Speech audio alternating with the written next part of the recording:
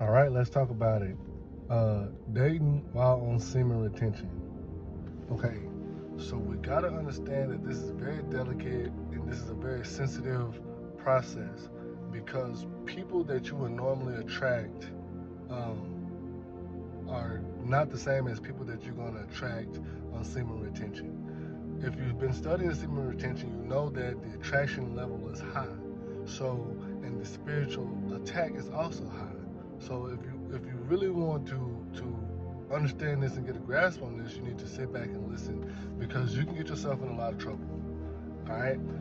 On semen retention, we both know there's good, there's bad in the spiritual world, and so the good is trying to protect you. The bad is trying to attack you. Attack you. Now, when you're in elementary, you get elementary school problems. When you're in junior high, you get junior high school problems. When you're in high school, you get high school problems. And when you're in college, you get college problems, right?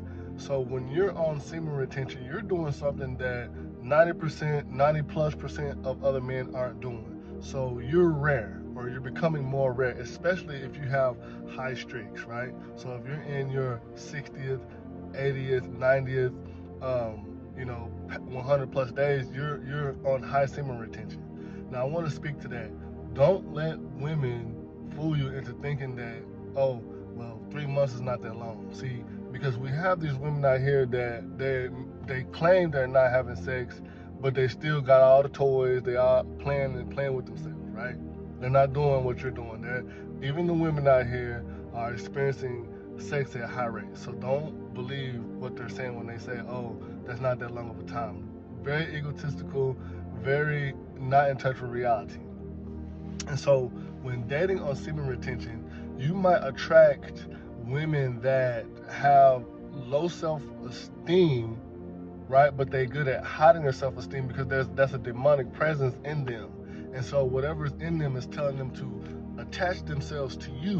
And what's going to end up happening, they're going to start to bring you down and try to bring your esteem down. Like, for instance, if you are with a woman that, has low self esteem or very insecure, and you make a lot of money, for instance, let's say you make a six-figure salary, she might say, oh, well, that's before taxes. Or she might say, well, I know people that make more money than that. Even though you're doing well, you're doing outstanding, right? She's going to find a way to say something kind of slick and is going to try to tear your motivation down, your confidence down. Or for instance, let's say you're dating a woman that is emotionally immature. She's going to not be able to reciprocate when you're um, showing terms of endearment. She's not going to be able to do that, right? Because she doesn't really know how. She's immature. So if you come to her and say, "Oh, I just want to kiss on you. I just want to love on you," she might just say, "Oh, well, thanks, but what are you up to?" She's not gonna really return it in the same way that you're giving. So you're giving it. So it's gonna make you think that, oh, you're not valuable to her, and it's not even that you're not a valuable person, but just to her, she doesn't know how to express herself, and so would. But she's just attracted to the energy that you put out. That doesn't make her a bad person, but she's attracted to the energy that you put out. Um, you got to be careful because when you're dealing with age ranges from the early 20s to the early 30s and the early 30s to the 50s, you can get so many different kinds of intellectual levels there that you have to be able to decipher through a lot. So when you get to the higher age levels, these are some of the women that are good at hiding, right? They're good at hiding some of their flaws and some of the issues that they have, some of the demons that they have. So you might say, oh, you might be at the 36 range, and she say, oh, well, I was married. I'm not married anymore. That's huge. I'm divorced. That's huge. And a lot of society will try to say, oh, there's nothing wrong with being with somebody who's divorced. There's nothing wrong with, you know, getting back with them. But it's under certain circumstances, right? Under certain circumstances, because the Bible makes it clear that once a person is married, uh, that divorce really, she's still married to that man. and now you're getting into spiritual covenants that you should not break, right? When they break a spiritual covenant by committing adultery with you, because they're attracted to your energy, and then once they get that energy, they might not even really want to be with you, or the real reason why they got divorced might come out. You understand? So when that covenant is broken, a curse is going to be released. All hell is going to break loose. Believe that in your life, right? So you got to be aware, because those are some of the nicest ones, right? So the insecurities are hidden well. The maturity of the relationship, the emotional maturity is there, right? But that still doesn't make them, a good partner. And so they're wise, right? And so they have a way of being kind initially, and you have to kind of wait to figure out, okay, is this really that person? And so by that time, if you just jump into bed with that person, now you have spiritual curses on you that you don't even know why your life is going in the way that it's going. Your muscle mass is going down.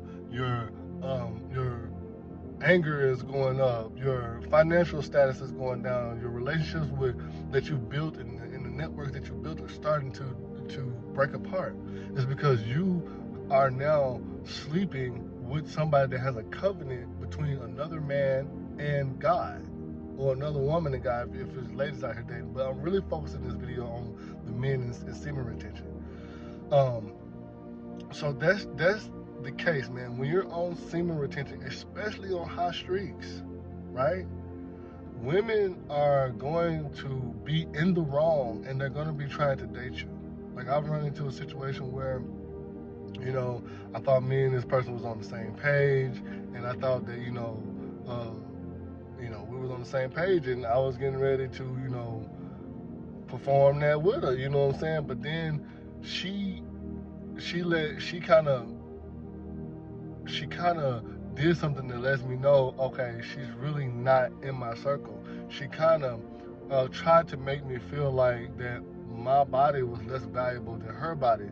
I come to find out, right? I was like, well, why would you think that? Why would you say that? And then she started saying, oh, well, all the women are doing all the work and all the men are just lazy and nothing. I was like, well, where's this coming from? Like, we've been talking for a long time. Where's this coming from? Well, come to find out that this person was abandoned by their father, right?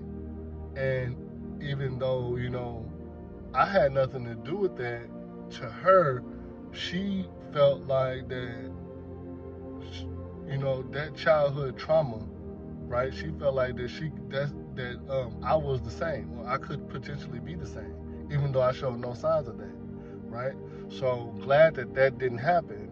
But these are the type of people that you will attract. So it's best to identify the type of woman that you should be attracted to yourself. So let me give some characteristics. What they post online is important, because they'll post maybe some things that are funny, but it won't be too provocative, right? It won't be too attention seeking. Or they'll post pictures of themselves, but they won't expose their body and stuff, right? This is a sign of a good woman. A good woman is going to dress modest, right? She's going to dress really modest. I don't care what you say. If somebody say, oh, well, a woman could dress modest and still be 304. Yeah, that could be, but it's less likely. That's I'm not saying that that's the only check and balance, but she at least got to cover that one check and balance, is to dress modest. The music that she listens to, if she listens to Cardi B, Glorilla, what's the other one? Megan the Horse, you know what I'm saying, the Gorilla Girl, and then, you know what I'm saying, a pocket full of cards. She listen to any of them, well, that's what's subliminally being put in her mind, right? So how do you think she's going to feel about you if that's the message that's being fed to her, right? A modest woman is going to want to have children. She's going to want to bond with you, right? Because what you don't want to do is, you don't want to have sex with a woman that has had a high body count and she can't bond with you because you didn't know the characteristics. So those are some of the characteristics, right? She's going to to be cooperative with you when you're in the right. She's going to try to cooperate with you. She's going to communicate with you a lot. So these are the things that you look for with for a good woman when you're on semen retention, because they're going to be coming out of everywhere, right? They're going to be coming from everywhere. And honestly, fellas, I feel like that, if you're young, you're in your late 20s, early 30s, you want somebody that, and I'm not even going to say kids is a deal breaker because kids are beautiful, but you want somebody that has never been married, man. You want somebody that has never been married. You want somebody in their youth. You don't want an older woman who has all these unchangeable emotional waves, right? And that is the truth. So, hey, see you.